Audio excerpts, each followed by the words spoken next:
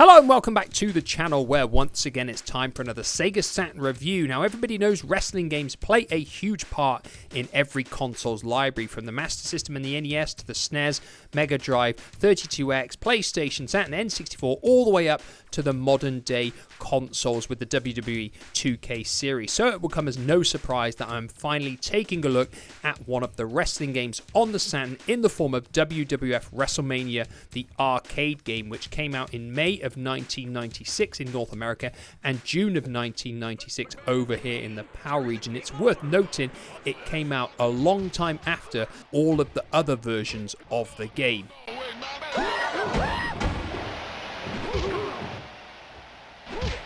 Listen to the crowd! Once you press start, you'll be taken straight to the character selection screen because there is no main menu, and you'll see there are 8 characters: Doink the Clown, Razor Ramon, Yokozuna, The Undertaker, Shawn Michaels, Bam Bam Bigelow, Lex Luger, and Bret the Hitman Hart. Heading into options, it's very limited: blocking on or off, select the difficulty, and also changing the clock speed.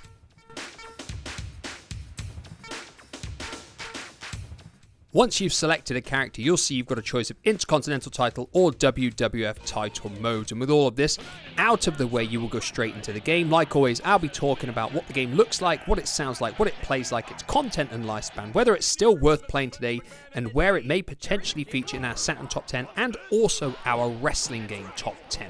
What speed! What a turn of events this is! Like always, I'm going to start with the visuals first, and this game takes a massive departure from all the previous WWF games visually because it introduces digitized sprites for all the character models within the game. Now, I've said quite a few times previously in other videos that I'm not a big fan of this kind of presentation, but I do feel when it's done well, it can actually look quite good, and thankfully the Midway and Acclaim combination have done a decent job here with the character models, and that's probably due to their previous experience with all of the Mortal Kombat games. I do feel all the character models look pretty close to their real-life counterparts, and they're probably the visual highlight of the game. If I was going to be really nitpicky, I might say that sometimes they do look a little bit grainy from time to time, but I think in general they do look pretty decent. Now, unfortunately, the same can't really be said about the audience because I feel there's a massive lack of colour here. They do seem pretty dull and have got quite a grey tone to them, and their motions are very repetitive, and actually sometimes during matches they will stay completely static for quite a period of time, so this is a little bit of a detracting feature. Now, moving on to the animation and how much this appeals to you will probably depend on what you expect from a wrestling game visually, because if you're a fan of Mortal Kombat, then you'll probably get quite a lot of satisfaction for the way the moves are animated and the frenetic pace that the game is played at. If you want a realistic looking wrestling game though, I don't think Wrestlemania the arcade game will appeal to you because it doesn't have that. It doesn't give you any kind of realism in the way the moves are performed at all. And another thing to point out is the fact that you will probably get tired of the visuals because there's a real lack of characters, there's no different environments to fight in, and also because there's actually quite a low number of moves for each character, you will be seeing the same moves over and over again. Quick reversal! This is a complete disaster!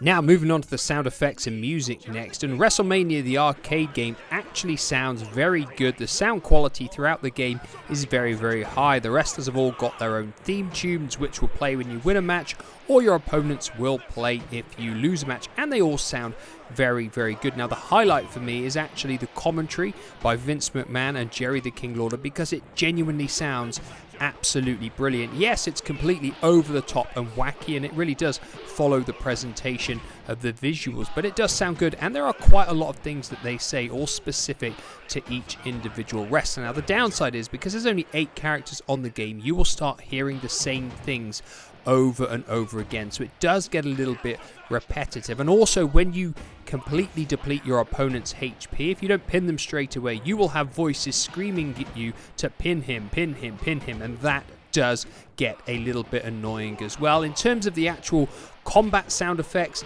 they sound fine. They do not sound realistic, though. That's something I need to point out. They sound like a Mortal Kombat game through and through, which isn't really any surprise. So if you're a fan of wrestling games sounding realistic with all the suplexes and the moves that you pull off, this will not be a game for you, because it will just simply feel completely too unrealistic. Now, if you're someone who likes completely over-the-top sound effects to go with the over-the-top presentation visually, then the game, of course, will be much more appealing. So what I'm going to do is what I always do, end with a few samples of music that you will find within the game.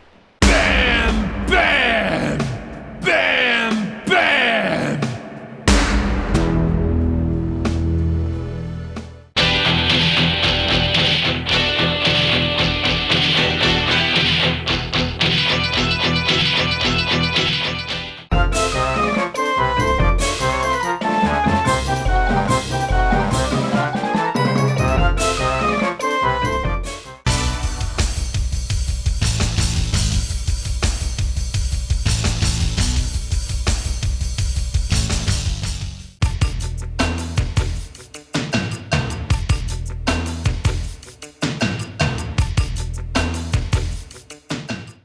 My sexy boy,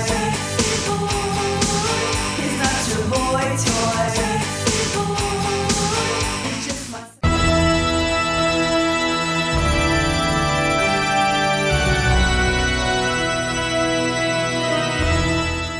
So moving on to the gameplay next, and we've got a 6-button interface made up of 2 punch buttons, 2 kick buttons, a run button, and a guard button. And it's worth pointing out that the gameplay simply is very similar to Mortal Kombat. If you're a fan of Mortal Kombat, you will probably love the way this plays. If you're expecting a technical playing wrestling game, then you're going to be thoroughly disappointed and probably turn off this game very quickly. Now, the wrestlers do have a few unique moves each, which are performed by various control pad inputs, again similar to Mortal Kombat. You can perform combo attacks as well, which can be performed in, again, very similar ways to Mortal Kombat.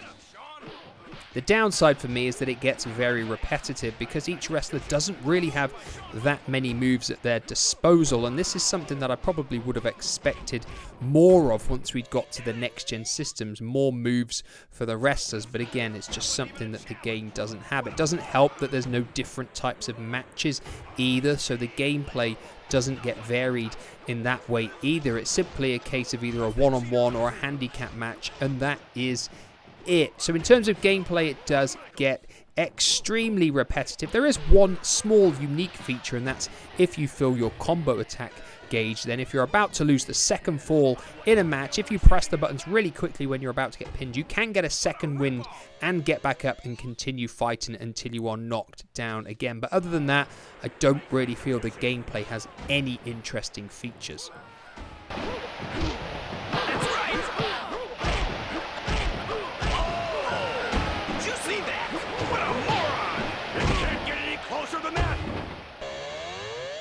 So moving on to content and lifespan next, and this for me is by far the game's weakest point, because we've only got 8 wrestlers. It gets very boring playing as these characters over and over again, especially when they don't have that many moves. I think it's terrible that this game has so few characters, even in comparison to the wrestling games of the previous generation. Remember, WWF Steel Cage Challenge on the Mega CD had 20 characters, which is more than twice the amount of this game. And when you consider this game came out in mid-1996 on the Saturn, and it had no additional characters at all, I think it's a real downside for the game. As well as that, the 2 modes of play, Intercontinental Title Mode and WWF Title Mode, do not take very long to play at all. The Intercontinental Title Mode has a few one-on-one matches followed by some handicap matches, and the WWF Title Mode is made up exclusively of handicap matches, and then the final match being a 1 versus 8 elimination match, and that is it. There are no tag matches, there are no Royal Rumble modes, there's no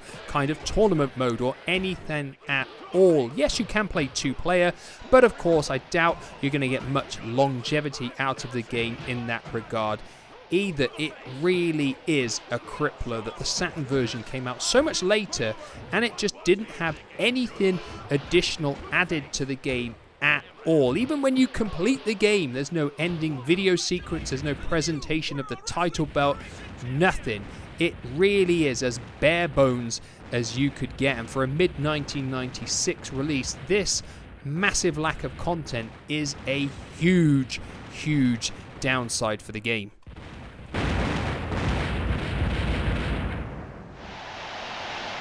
Now, as always, that leaves me with my final questions. Is WrestleMania, the arcade game, still worth playing now? Does it make our Saturn top 10? And does it make our wrestling game top 10? In terms of is it worth playing, I have to be honest and just say no. If you want to play a fighting game like this, play one of the Mortal Kombat games.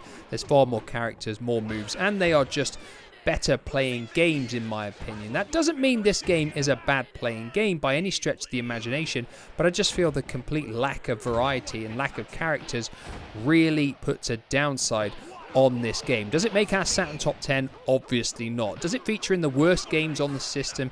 Either no, because it actually plays okay. It's just, like I said, undone by a complete lack of content. In terms of does it make our wrestling game top 10? Well, even the games in 9th and 10th, Thunder and Mayhem, whilst they're not great games, they've just got far more depth in terms of their gameplay and far more to do. So no, it doesn't make our wrestling game top 10 either. Now, this game actually scored pretty well in magazines when it came out. 3 out of 5, 4 out of 5, 8 out of 10 were kind of like the average scores it got, but I think that was just down to the fact that it used these digitized graphics. The wrestlers looked more realistic than the other games, and people were overlooking its complete lack of depth and content. But like always, these are just my thoughts and my thoughts alone. I do think the game, when I originally played it on the Mega Drive, was actually quite fun in short bursts, but I feel nowadays it doesn't really offer anything at all. So like always, let me know your thoughts down below on WrestleMania,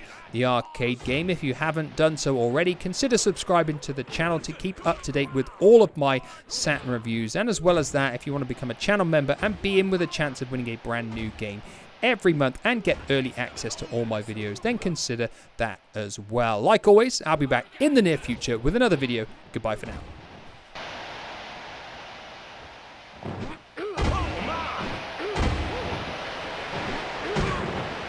Into the ropes.